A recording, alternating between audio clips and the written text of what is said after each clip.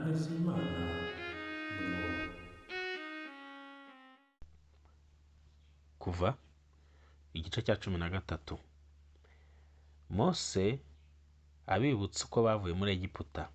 Uwiteka abwira Mose ati: mweze uburiza bwose bwo mu Bisirayeli bubu bwanjye, imfura z'abantu n'uburiza bw'amatungo ni ibyanjye. Mose abwira abantu ati: mujye mwibuka uyu munsi muviriye muri Egiputa mu nzu y'uburetwa, kuko Uwiteka yabakujeyo amaboko. Ntimuzagire imitsima yasembuye murya.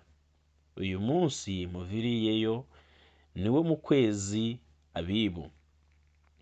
Kandi Uwiteka nakujyana mu gihugu cy'Abanyakanani n'Abaheti n'Abamori n'Abahivi n'Abayebusi, icyo yarahiriye ba sekuruza bawe ko azaguha, igihugu cy'amata n'ubuki, uzajya ukurikiza uwo muhango wera uko ukwezi gutashye. Iminsi 7 ujye urya imitsima itasembuye. Ku munsi wa 7 hazabeho umunsi mukuru w'Uwiteka. Umutsima itasembuwe ijya iribwa muri iyo minsi uko ari 7. Ntihakagire imitsima yasembuwe ikubonekaho, kandi ntihakagire umusemburo ukubonekaho mu gihugu cyawe cyose. Kandi kuri uwo munsi uzabwira umwana wawe uti: ibi byatewe n'ibyo Uwiteka yankoreye ubwo navaga muri Egiputa. Uwo muhango uzakubere nk'ikimenyetso gishyizwe ku kuboko kwawe, n'urwibutso rushyizwe hagati y'amaso yawe, kugira ngo amategeko y'Uwiteka abe mu kanwa kawe, kuko Uwiteka yagukuje amaboko muri Egiputa. Nicyo gituma ukwiriye kuziririza iryo tegeko mu gihe cyaryo uko umwaka utashye. Kandi Uwiteka nakujyana mu gihugu cy'Abanyakanani akakiguha nk'uko yakurahiriye, akarahira na ba sekuruza bawe, uzarobanurire Uwiteka umwana w'uburiza wese n'uburiza bwose ufite mu matungo yawe. Abahungu bazaba ab'Uwiteka, kandi uburiza bw'indogobe bwose uzabucunguza umwana w'intama. Kandi nudashaka kuyicungura uzayivuna ijosi. Kandi imfura z'abantu iz'abahungu bawe uzazicungure. Kandi umwana wawe nakubaza mu gihe kizaza ati: ibi ni iki? Ibi ni ibiki? Uzamusubiza uti: Uwiteka yadukuje amaboko muri Egiputa mu nzu y'uburetwa. Farawo yinangiye ngo yange kuturekura.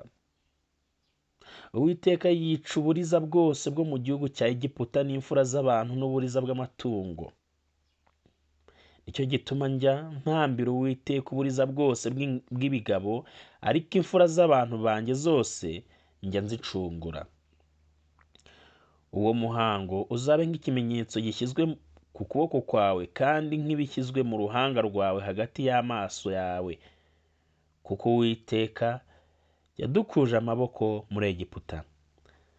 Farawo amaze kureka ubwo bwoko bugenda, Imana ntiyabica mu nzira inyura mu gihugu cy'Abafilisitiya, nubwo ariyo busamo, kuko Imana yibwiraga iti: abantu be kwicuza ubwo bazabona intambara ngo basubire muri Egiputa, ahubwo Imana ibagendesha ibizigo, ibacishije mu nzira inyura mu butayu ikajya ku nyanja itukura. Abisirayeli bava mu gihugu cya Egiputa bafite intwaro. Mose ajyana amagufwa ya Yosefu uko yari yararahije Abisirayeli indahiro ikomeye iti: Imana ntizabura kubagenderera, namwe muzajyana amagufwa yanjye n'imuvino. Bafa i Sukoti, babamba amahema muri Etamu, aho ubutayu butangirira. Uwiteka ku manywa yabagendaga imbere ari mu nkingi y'igicu ngo abayobore. Nijoro yabagendaga imbere ari mu nkingi y'umuriro ngo abamurikire babone uko bagenda ku manywa na nijoro. Ya nkingi y'igicu ntiyavaga imbere